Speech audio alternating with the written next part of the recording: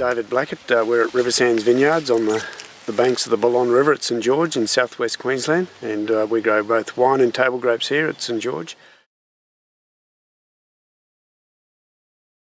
Buybacks already had some impact on these towns economically and socially, and St George to a degree, but certainly smaller towns like Dirranbandy have been already severely impacted, and you can just see the slowdown in their local economies and businesses, the odd business closing and less employment. And if the buyback continues to the full extent that they've originally proposed, it'll have a lot more devastating impact on these smaller towns. So I really don't think we've only seen a small part of the impact on buyback to date. I think once the tourists finish up for the season, you can see the town just stalls really, and you drive down the main street even today, you can see how quiet it is. So some of the impacts on us are indirect, but we still feel it through the amount of activity and lower visitation and less locals spending money in the town.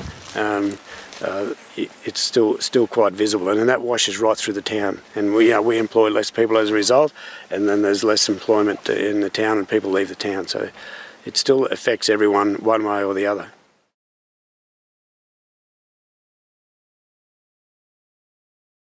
We have a great structure for managing water in these areas. It's been running for a long time, and sometimes probably doesn't get well recognised in Canberra for that. For example, the environmental releases that occur with every flow, the first 750 megalitres every day have to be released for downstream usage and for environment and downstream usage. So I think that's a very responsible use of water before any of us can take the water. There are times where also we can hold the water in the Beardmore Dam and then and do a bigger release for the New South Wales to push into New South Wales, which is a lot rather than let a day-to-day release occur. They hold it back and then push it through much further. So a lot of our local